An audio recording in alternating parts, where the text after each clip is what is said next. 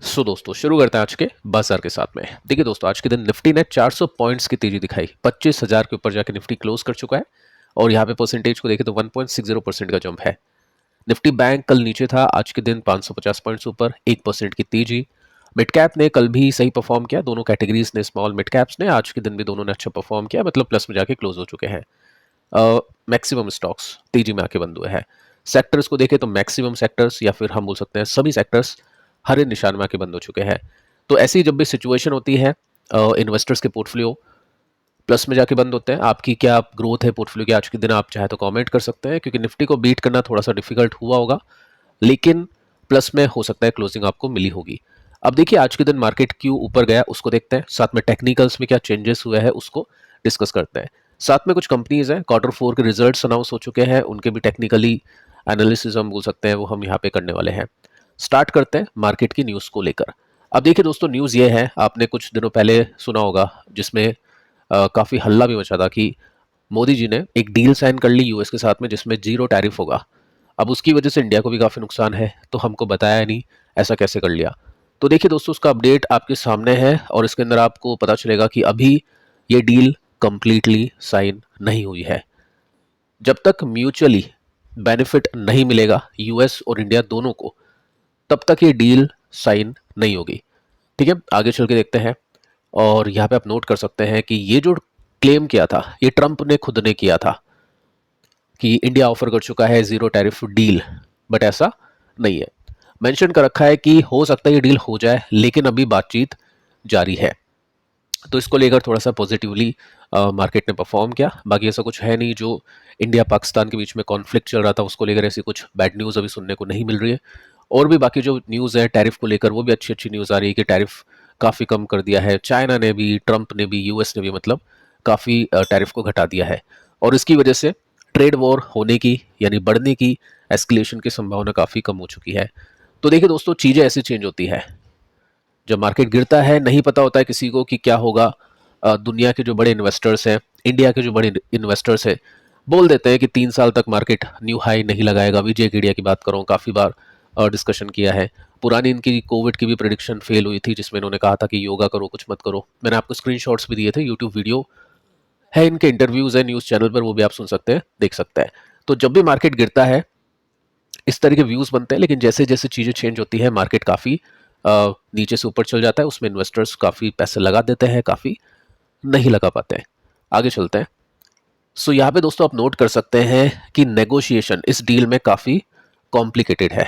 Obvious है, होगा, क्योंकि टैरिफ की वजह से इंडिया भी पैसे कमा रहा था और यूएस भी पैसे कमा रहा था। अब जीरो टैरिफ हो जाएगा तो बहुत दिक्कतें होगी, काफ़ी कम इनकम यूएस की होगी, काफ़ी कम इनकम इंडिया की होगी। तो अभी तक कुछ भी डिसाइडेड नहीं है, अभी तक सब कुछ होल्ड पे है, बातें जारी है।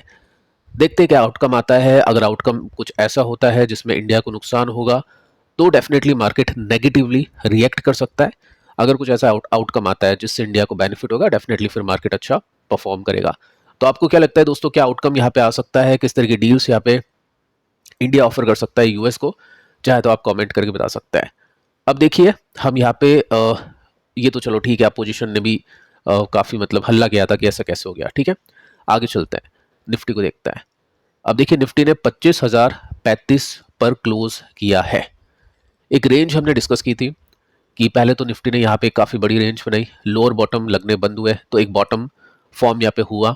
बॉटम निफ्टी का बनता है। वैल्यूएशन हमने चेक करी थी 19-20 के आसपास, जब भी पी रेशो पहुंच जाता है तो निफ्टी बॉटम बनाने की कोशिश करता है। ठीक है, वो सब चीज़ें यहाँ पे होती है। उसके बाद में दोस्तों क्या होता है, डब्ल्यू पैटर्न ब्रेक होता है और ये सपोर्ट बनता है और ये रेसिस्टेंस बनता है।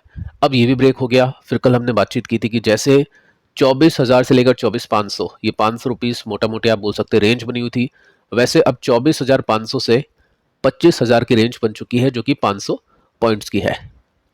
तो आज के दिन 500 पॉइंट्स के आसपास की तेजी आपने देखी, बड़ी तेजी आज हमने देखी। 25,035 पर निफ्टी आके बंद हो चुका है। तो काइंड ऑफ हम इसको ब्रेकआउट बोल सकते हैं, या फिर थोड़ा सा वेट एंड वॉच कर लेते हैं। बाकी हाँ, इतना निफ्टी का जो चार्ट आपको बताने की कोशिश करा है कि ट्रेंड अभी पॉजिटिव है। ये जो स्ट्रेंथ है ये आप यहाँ पे नोट कर पा रहे हैं। तो काफ़ी इन्वेस्टर्स हो गए जो अभी एक्टिविटी देख रहे होंगे स्टॉक्स के अंदर कि कौन सी जो कंपनीज है वो निफ्टी की तरह ब्रेकआउट कर रही है अपने ऑल टाइम हाई जाने के लिए, क्योंकि वैसी जो कंपनीज है ना अभी पैसे उनमें बनेंगे। अब वो इन्वेस्टिंग के लिए भी हो सकती है, ट्रेडिंग के लिए भी हो सकती है। तो अभी ये है मार्केट का एक व्यू, टेक्निकल चार्ट के हिसाब से हम देख सकते हैं। अब देखिए कंपनीज को देखते हैं, आज के दिन भी काफ़ी सारी कंपनीज के नंबर्स अनाउंस हो चुके हैं। ये कुछ कंपनीज है, कल नंबर्स आने को थे बट आज इनके नंबर्स आए हैं। विनाती ऑर्गेनिक्स हम बोल सकते हैं, पेज इंडस्ट्रीज हम बोल सकते हैं। ठीक है, स्क्रीनशॉट आप इसका लेके चलिए, आपको खुद भी एनालाइज करना होगा तो आप उसको देख सकते हैं, इससे मैच कर सकते हैं। अब देखिए पेज इंडस्ट्रीज के नंबर देखते हैं। सबसे पहले 1080 करोड़ की सेल्स आनी चाहिए। प्रॉफिट की बात करें तो 129 यानी 129 करोड़ का प्रॉफिट आना चाहिए। ठीक है, तो यहाँ पे कंपनी के नंबर्स आपके सामने हैं। 1080 करोड़ की सेल्स नहीं है, 1098 करोड़ की सेल्स है। और प्रॉफिट भी आप देखोगे तो मोर देन एक्सपेक्टेड है। 129 करोड़ का प्रॉफिट नहीं है, 164 करोड़ का प्रॉफिट है। तो सेल्स कंपनी की बढ़ चुकी है 11% के साथ में, प्रॉफिट कंपनी का बढ़ चुका है 52% के साथ में। अब देखिए ये प्रॉब्लम थी कंपनी के साथ में कि कंपनी अपने मार्जिन को एक्सपेंड नहीं कर पा रही थी। कंपनी ने काफ़ी खर्चे किए थे मार्केटिंग के ऊपर, एडवर्टीजमेंट के ऊपर, बट वैसा रेस्पॉन्स कंपनी को मिला नहीं था, तो कंपनी के प्रॉफिट के मार्जिन घटे थे। अभी आप देखोगे तो प्रॉफिट के मार्जिन कंपनी के इंप्रूव कर चुके हैं। और ये रिएक्शन है स्टॉक का, 1% की तेजी आज के दिन। अब रिएक्शन की बोल रहा हूँ, देख लेते हैं एक बार इसके नंबर्स कब आए थे। इसके नंबर्स दोस्तों आए थे 3 बजे। ये देख सकते हैं यहाँ पे डेट और टाइम दोनों मेंशन कर रखा है। 3 बज के कुछ मिनट पर इसके नंबर्स आए थे। डिविडेंड भी देख लेते हैं कितना डिविडेंड कंपनी ने डिक्लेयर किया है, तो 200 रुपीज़ का डिविडेंड कंपनी ने डिक्लेयर किया है। अब देखिए कमेंट्री भी अच्छी है, यहाँ पे मेंशन कर रखा है कि लॉन्ग टर्म का जो आउटलुक है इनरवेयर का, इंडस्ट्री का, वो काफ़ी पॉजिटिव है। तो कमेंट्री अच्छी है, नंबर्स अच्छे हैं, डिविडेंड भी चलो ठीक है। स्टिल स्टॉक ने आज कैसे परफॉर्म किया, 1% की तेजी दी है। लेट्स सी कि कल परसों यानी कुछ दिनों में किस तरह का ट्रेंड यहाँ पे बनता हुआ देखने को मिलेगा। बाकी दोस्तों आप नोट कर सकते हैं, यहाँ पे स्टॉक गिरता है, बॉटम फॉर्म होता है, एक अच्छा स्विंग निकलता है, वापस से स्टॉक गिरता है, एक और स्विंग निकलता है। अब इस पैटर्न को हम बोल सकते हैं कप एंड हैंडल वाला पैटर्न। अगर ये ब्रेक करता है तो अच्छी तेजी की एक्सपेक्टेशंस यहाँ पे की जा सकती हैं। कुछ गैप बाकी है क्या? डेफिनेटली थोड़ा बहुत गैप बाकी है, लेकिन दोस्तों आप ये कैंडल में ये नॉइस देख सकते हैं ना, मतलब क्लियर नहीं है। इसका मतलब ये एक स्लो ग्रोथ है। ऐसी जो भी कंपनीज होती है, चार्ट के अंदर भी देख सकते हैं, रिटर्न्स को कंपेयर करके भी देख सकते हैं, तो वो स्लो ग्रोथ और हाई ग्रोथ पता चल जाता है। तो ये चीज़ आप इसमें नोटिस कर सकते हैं। स्टॉक अच्छा है, कंपनी अच्छी है, बट यहाँ पे स्लो ग्रोथ देखने को मिल रही है। इसके बाद में दोस्तों बात करते हैं अगली कंपनी को लेकर, जिसका नाम है विनाती ऑर्गेनिक्स। अब इसमें क्या है एक्सपेक्टेशंस, उसको देखते हैं। सबसे नीचे आप देखोगे तो कंपनी की सेल्स की एक्सपेक्टेशन है 643 करोड़ की, और कंपनी की प्रॉफिट की एक्सपेक्टेशन है 122 करोड़ की।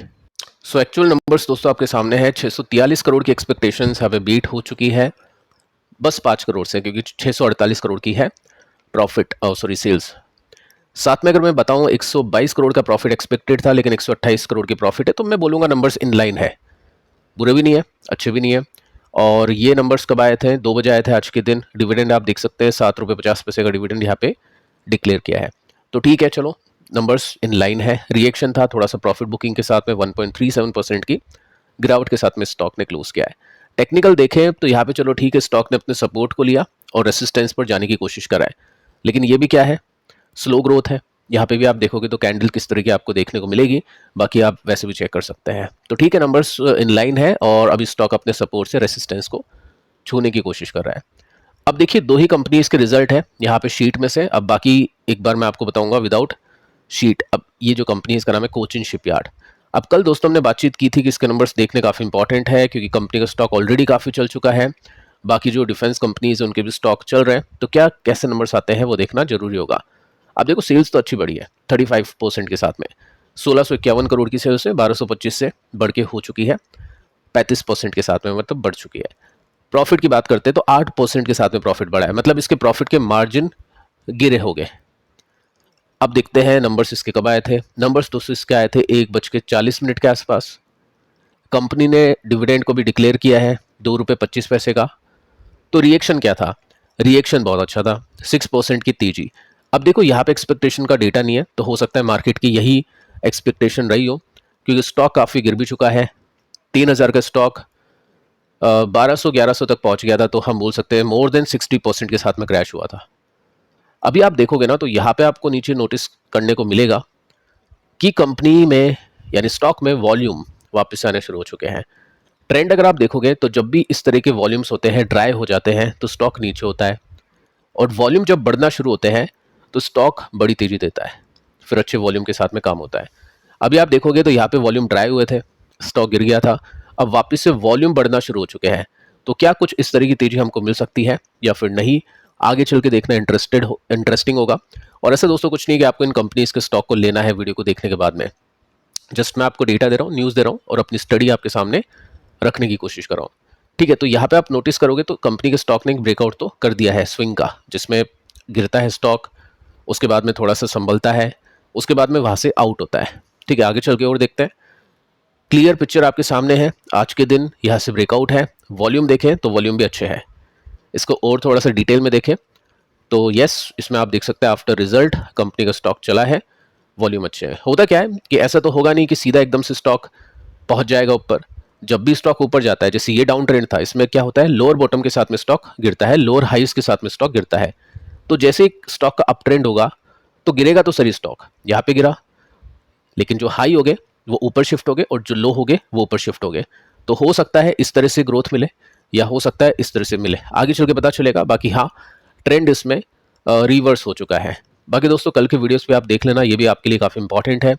इसके अंदर भी हमने कुछ स्विंग कंपनीज के ऊपर एनालिसिस किया है, स्विंग स्टॉक्स के ऊपर एनालिसिस किया है। बाकी मिलते हैं अगले वीडियो में, तब तक के लिए बाय बाय।